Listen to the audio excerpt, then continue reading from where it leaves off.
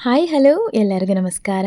ನಾನಿವತ್ತು ನಮ್ಮ ಮನೆಯ ಕುಲದೈವವಾದ ಶ್ರೀದೇವಿ ಕರುಮಾರಿಯಮ್ಮ ದೇವಸ್ಥಾನಕ್ಕೆ ಹೋಗ್ತಾ ಇದ್ದೀನಿ. ಪ್ರತಿ ಸಾರಿ ಈ ದೇವಸ್ಥಾನದ ಫೋಟೋ ಅಥವಾ ವಿಡಿಯೋ ನಾನು ಅಪ್ಲೋಡ್ ಮಾಡಬೇಕಂತಂದರೆ ಈ ದೇವಸ್ಥಾನ ಎಲ್ಲಿದೆ ಅಂತ ಕೇಳ್ತಾ ಇರ್ತೀರಾ. ಹಾಗಾಗಿ ಈ ದೇವಸ್ಥಾನ ಎಲ್ಲಿದೆ, ಸಮಯ ಏನಿದೆ, ಈ ತಾಯಿಯ ವಿಶೇಷತೆಗಳು ಏನೇನಿದೆ ಅಂತ ನಾನು ನಿಮಗೆ ತಿಳಿಸ್ಕೊಡ್ತೀನಿ. ಈ ದೇವಸ್ಥಾನ ಅನ್ನೋದು ಬೆಂಗಳೂರಿನ ರಾಜರಾಜೇಶ್ವರಿ ನಗರದಲ್ಲಿ ಇದೆ. ನೀವು ಬಸ್ನಲ್ಲಿ ಬರೋ ಥರ ಇದ್ದರೆ ಬಸ್ ನಂಬರ್ 225 ಆಗಿರುತ್ತೆ. ಡಬಲ್ ರೋಡ್ ಹತ್ರ ಇಳ್ಕೊಂಡು ಅಲ್ಲಿಂದ ಕ್ಯಾಬ್ ಏನಾದ್ರು ತೊಗೊಳ್ಬೇಕಾಗುತ್ತೆ. ಅಥವಾ ಮೆಟ್ರೋದಲ್ಲಿ ಬರೋ ಥರ ಇದ್ದರೆ ರಾಜರಾಜೇಶ್ವರಿ ಗೇಟ್ ಹತ್ರ ಇಳ್ಕೊಂಡು ಅಲ್ಲಿಂದ ನೀವು ಕ್ಯಾಬ್ ತೊಗೊಳ್ಬೇಕಾಗತ್ತೆ. ಈ ದೇವಸ್ಥಾನದ ಸಮಯ ಅಂತಂದರೆ ಬೆಳಿಗ್ಗೆ 6:30ರಿಂದ ಮಧ್ಯಾಹ್ನ 12:30 ಆಗಿರುತ್ತೆ. ಸಂಜೆ 4:30ರಿಂದ 9 ಗಂಟೆಗಳವರೆಗೂ ಆ ದೇವಸ್ಥಾನ ಓಪನಲ್ಲೇ ಇರುತ್ತೆ. ದೇವಸ್ಥಾನದ ಒಳಗಡೆ ಹೋದ್ರಿ ಅಂತಂದರೆ ರೈಟ್ ಸೈಡಲ್ಲಿ ನಿಮಗೆ ಒಂದು ಮಂಟಪ ಕಾಣುತ್ತೆ. ಆ ಮಂಟಪ ಅನ್ನೋದು ಬಂದು ಮ್ಯಾರೇಜ್ಗೆ ಯಾರಾದರೂ ಮದುವೆ ಟೆಂಪಲ್ ಮ್ಯಾರೇಜ್ ಅನ್ನೋದು ಈಗಿನ ಕಾಲದಲ್ಲಿ ತುಂಬ ಜನ ಇಷ್ಟಪಡ್ತಿದ್ದಾರೆ. ಸೊ ಅಂಥವರು ಈ ದೇವಸ್ಥಾನದಲ್ಲಿ ಮದುವೆ ಮಾಡ್ಕೊಳ್ಳೋ ವ್ಯವಸ್ಥೆ ಕೂಡ ಇರುತ್ತೆ. ಈ ದೇವಸ್ಥಾನದಲ್ಲಿ ಹೇಳಬೇಕಂತಂದರೆ ಫೋನ್ ಅಲೋ ಇಲ್ಲ, ಫೋಟೋಸ್ ತೆಗೆಯೋ ಹಾಗಿಲ್ಲ.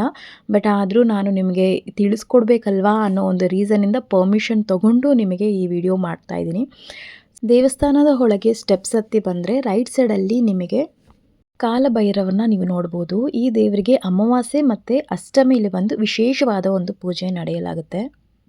ಈ ದೇವಸ್ಥಾನದ ವಿಶೇಷತೆ ಇನ್ನೊಂದು ಏನಂತಂದರೆ ವರ್ಷದಲ್ಲಿ 3 ನವರಾತ್ರಿಗಳನ್ನ ಮಾಡ್ತಾರೆ. ಒಂದು ಬಂದು ಶ್ಯಾಮಲ ನವರಾತ್ರಿ, ಇನ್ನೊಂದು ಆಷಾಢ ನವರಾತ್ರಿ, ಮತ್ತೊಂದು ದಸರಾ ನವರಾತ್ರಿ. ಈಗಿನವರೆಗೂ ನಾನು ತುಂಬ ದೇವಸ್ಥಾನಗಳಿಗೆ ಹೋಗಿದ್ದೀನಿ. ಆದರೆ ಎಲ್ಲ ದೇವಾಲಯಕ್ಕಿಂತ ಈ ಒಂದು ದೇವಸ್ಥಾನ ತುಂಬ ವಿಭಿನ್ನವಾಗಿದೆ. ಅದು ಏನಪ್ಪ ಅಂತಂದರೆ ಈ ತಾಯಿಯ ಗರ್ಭಗುಡಿಯ ವಿಶೇಷ ಏನಂತಂದರೆ ಈ ತಾಯಿ ರಥಗಳ ಒಳಗೆ ಕುತ್ಕೊಂಡಿರೋ ಥರ ನಿರ್ಮಾಣ ಮಾಡಲಾಗಿದೆ.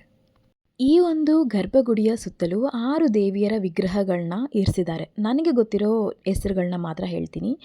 ದೇವಿ ರಾಜರಾಜೇಶ್ವರಿ, ದೇವಿ ಸಮಯಪುರಂ ಮಾರಿಯಮ್ಮ, ದೇವಿ ಲಕ್ಷ್ಮಿ, ದೇವಿ ಅನ್ನಪೂರ್ಣಿ, ದೇವಿ ಸರಸ್ವತಿ, ಇಷ್ಟು ದೇವಿಯರನ್ನ ಇರಿಸಿದ್ದಾರೆ.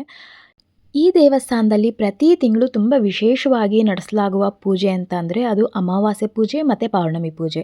ಅಮಾವಾಸ್ಯೆ ಪೂಜೆಯಲ್ಲಿ ಪ್ರತ್ಯಂಗಿರ ದೇವಿ ಪೂಜೆ ಅನ್ನೋದನ್ನ ನಡೆಸಲಾಗುತ್ತೆ. ಮತ್ತು ಪೌರ್ಣಮಿಲಿ ಬಂದು 36 ದ್ರವ್ಯಗಳಿಂದ ದೇವಿಗೆ ಅಭಿಷೇಕ ಮಾಡಲಾಗುತ್ತೆ ಮತ್ತು ವಿಶೇಷವಾದ ಅಲಂಕಾರ ಕೂಡ ಮಾಡಲಾಗುತ್ತೆ. ಈಗಿನವರೆಗೂ ಇದಿಷ್ಟು ನನಗೆ ತಿಳಿದಿರೋ ಮಾಹಿತಿ. ಮತ್ತಷ್ಟು ಮಾಹಿತಿಯನ್ನು ಕಲೆಕ್ಟ್ ಮಾಡಿಕೊಂಡು ಮತ್ತೆ ಸಿಗೋಣ. ಥ್ಯಾಂಕ್